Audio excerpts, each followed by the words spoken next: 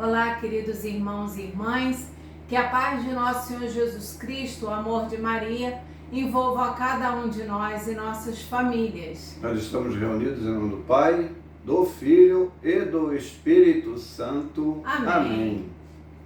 O nosso tema hoje será: você acredita em Jesus? E para que possamos falar sobre o tema, faremos a leitura do Evangelho de São João, capítulo 9, versículos de 35 a 41. Pegue a sua Bíblia e nos acompanhe. Jesus, ouvindo dizer que tinham expulsado aquele que fora cego, foi à procura dele e perguntou-lhe: você acredita no Filho do Homem? Ele respondeu: quem é ele, Senhor, para que eu acredite nele? Jesus disse: você o está vendo, é aquele que está falando com você.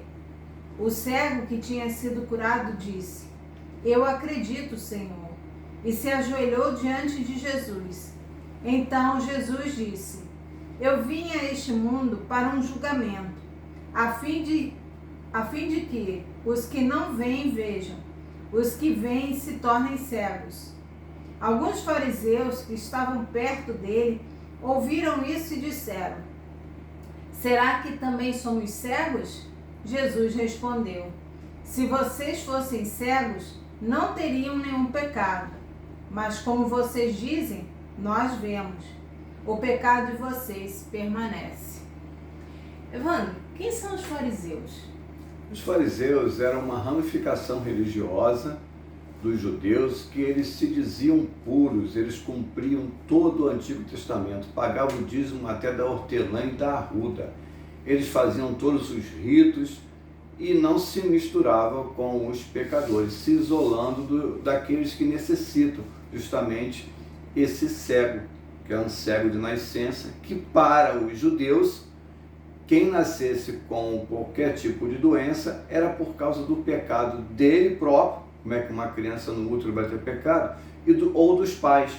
Então por isso que o Evangelho, que pega todo o capítulo 9 de São João, começa assim: Senhor, ele é cego por causa dos pecados dele ou dos pecados dos pais? E Jesus diz: nem de um, nem de outro. Mas ele é cego para que nele se manifeste a glória de Deus. E Jesus, nesse momento, ele está onde? Ele está lá em Jerusalém, no pátio do templo, porque ele manda o cego se lavar na piscina de Siloé, que fica ali em Jerusalém. Então, olha que interessante. Nós não lemos só um pedaço porque é muito grande. O cego, qual é a percepção do cego para reconhecer as pessoas? É pela voz, não é? Jesus faz lama com a saliva no barro e passa nos olhos do cego. Tem que ter muita confiança para deixar um estranho colocar barro nos seus olhos. Ele não sabe se é alguém debochando alguma coisa, mas quando Deus chega, a gente sente aquela coisa por dentro que a gente não consegue. A presença, né? A gente não consegue ter a nossa própria consciência, a gente se deixa levar.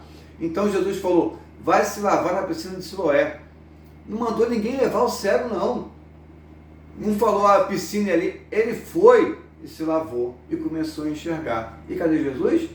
Ele não conhece? Jesus foi embora. Olha como é que Jesus faz. Mandou o cego sozinho para a piscina e foi embora. E o cego começou a enxergar. E o povo, né? Ele está enxergando aquele mendigo, a outro. Não é não, porque ele é parecido. Sempre tem um descrente. Sempre tem aquele para colocar dúvida. Mateus 5,37. Quando disser sim, diga sim, diga não. O que vem além disso vem do maligno. Então o maligno, ele está sempre presente para querer desacreditar os milagres de Deus. Então vem os fariseus, esses puros, e vem questionar o cego. Ele não vem louvar a Deus para o cego. Depois ele falou: dá glória a Deus. Mas eles não deram glória a Deus que o cego ficou curado. Aí foram querer interrogar: como é que você ficou curado no dia de sábado? O problema é o dia de sábado. Quer dizer, eles se colocam acima de Deus. Jesus falou: eu sou maior do que o sábado. Eu sou maior do que todos, porque eu sou Deus. O sábado foi criado para o homem, não o homem para o sábado. Então, o sábado é para a gente louvar a Deus. E quando Deus faz um milagre, nós temos que louvar a Deus, dar glória a Deus. e eles interrogaram o cego. Do mesmo modo que Jesus perguntou a Pedro 3 vezes se Pedro amava, esses fariseus também perguntaram ao cego 3 vezes, como é que você ficou curado? O cara é cego, como é que ele vai saber como é que ele ficou curado? Ele não frequentava o templo, porque não podia entrar, porque ele era pecador, era cego. Então, ele disse o que ele sentiu. Repleto do Espírito Santo de Deus, Sim, né? Um homem veio, chamado Jesus, fez barro, colocou nos meus olhos e mandou me lavar na piscina. É só isso que ele sabe. Então, o que eles fizeram? Não acreditaram que ele era cego de nascença. Mandou chamar os pais. Só que ele não teve contato com os pais, porque eles queriam um testemunho sem contato. Os pais, não podendo dar glória a Deus, porque o filho estava vendo, tiveram que falar, olha, eu sei que ele é meu filho, que ele é cego, como é que ele abriu os olhos? Nós não sabemos, por causa do medo, porque eles querem logo expulsar desse tempo. Mas porque também eles não tiveram contato com Jesus. Não. Porque o contato com Jesus é que nos dá essa força.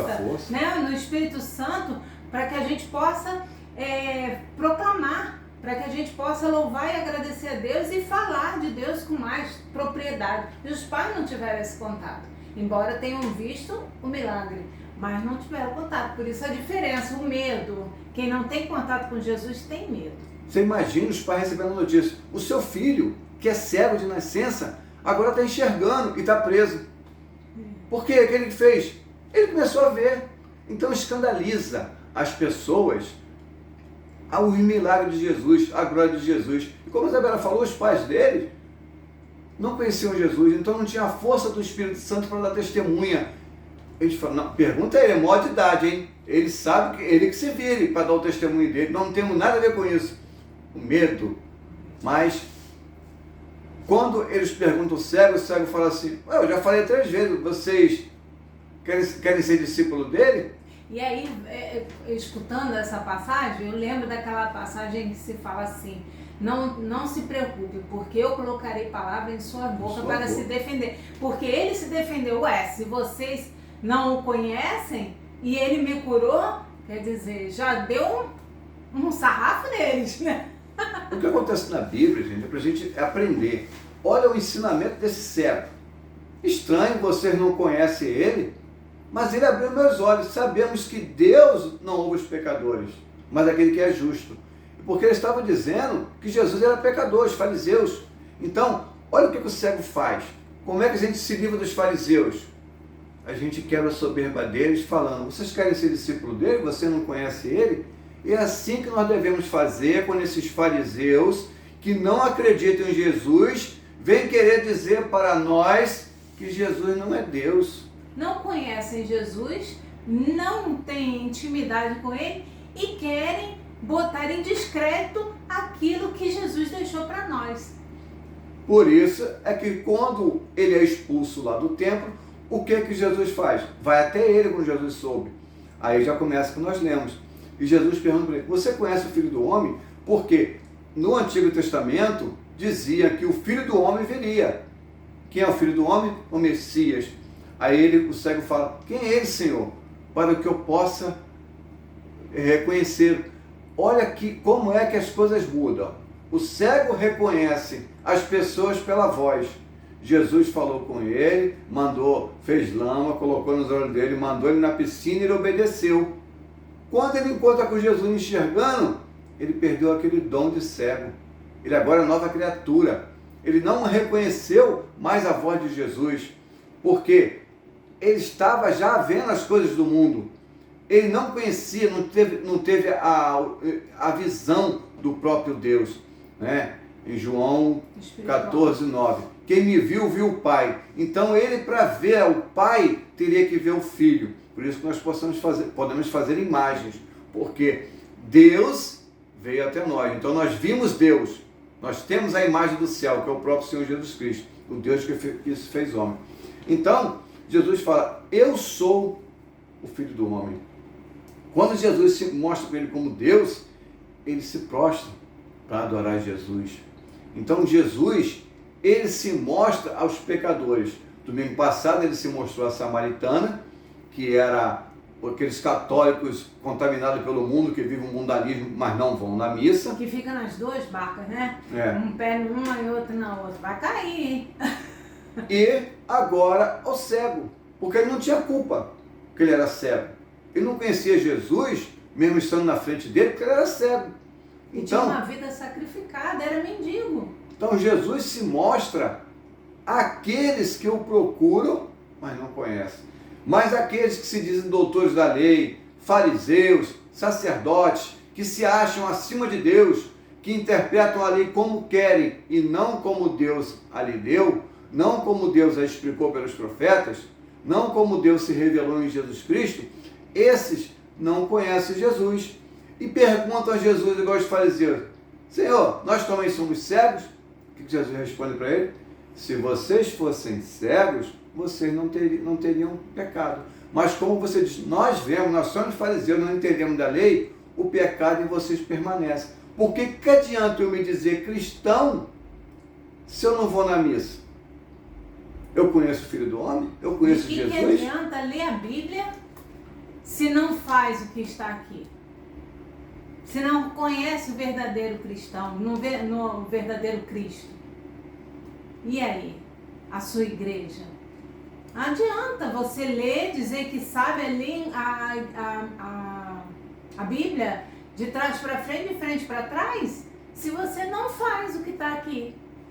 Um jovem fariseu muito importante, chamado Saulo de Tarso, ele pegou a Bíblia, Jesus é falso Messias, e começou a perseguir quem? Os católicos. E no caminho de Damasco, em Atos 9, Jesus se revela para ele: Saulo, Saulo, por que me persegues? Quem és tu, Senhor, a quem eu estou perseguindo? Eu sou Jesus, aquele que você persegue. Então os fariseus até hoje perseguem Jesus nos católicos.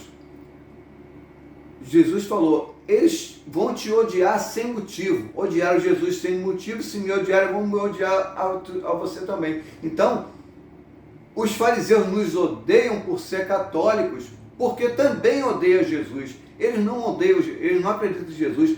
Eles não vêm receber Cristo na Eucaristia, porque se acham acima de Deus.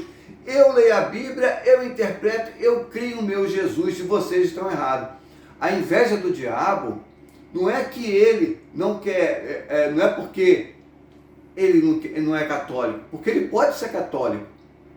Ele usa os seus filhos para querer impedir que Deus tenha filhos católicos. Então por isso que eles querem nos tirar da igreja, porque a inveja do diabo é que ele não se importa das pessoas do mundo estarem adorando. Ele não quer isso. Ele está satisfeito. A inveja dele é que os filhos de Deus adorem a Deus. E o único lugar que nós católicos, cristãos, podemos adorar a Deus é na Eucaristia. Fora da Eucaristia não existe Jesus. Nós não podemos adorar Jesus fora da missa ou da Eucaristia, ou do Santíssimo, no sacrário. Em qualquer outro lugar, mesmo uma capela católica que não tenha sacrário, nós podemos rezar, nunca adorar, porque Jesus não está presente. E não tem sacrário. Mas o sacrário tem que ter, né, Jesus lá. Sim, tem que ter Jesus na Eucaristia. O sacrário vazio não adianta também. Então, nós conhecemos Jesus.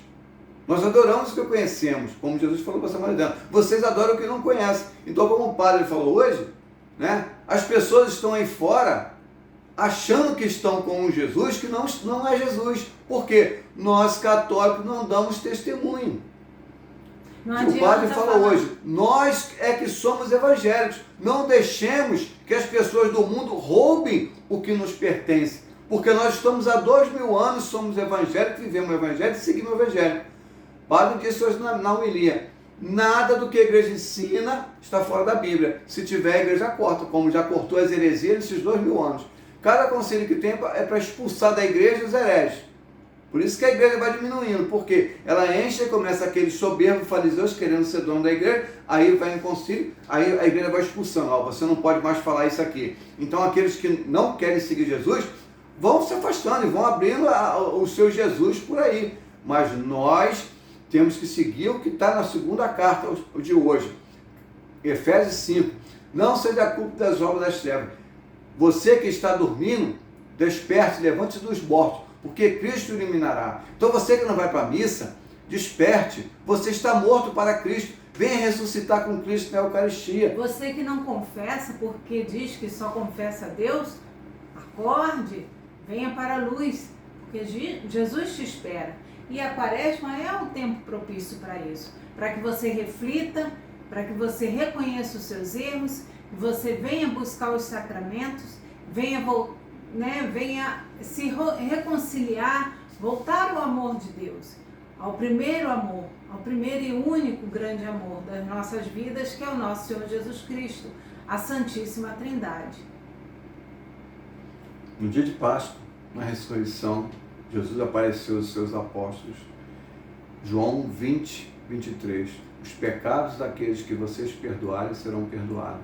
Os pecados daqueles que vocês, apóstolos, não perdoarem, não serão perdoados. Então, a única maneira de pedir perdão a Deus é através dos seus apóstolos, da sua única e santa Igreja Católica. Sacerdote de Cristo é aquele que recebeu o sacramento da ordem de um bispo válido em comunhão com o Papa e que ainda esteja na Igreja de Cristo em comunhão com o Papa. Porque se o bispo chegar, só ligar aqui para o padre e falar, a partir de hoje você não celebra mais a missa, ele pode celebrar a missa a vida inteira, não será válido. Porque sem a autoridade de Cristo, nada na igreja funciona, porque é autoridade espiritual. Porque Jesus não falou para Pedro, tudo que ligares no céu será ligado, né? Tudo que desligares da terra será desligado no céu. Então, é muito interessante que os sucessores, né, os papas que vêm, você nunca diz que, por exemplo, o Leão XIV é sucessor de Francisco, não. Ele é sucessor de Pedro.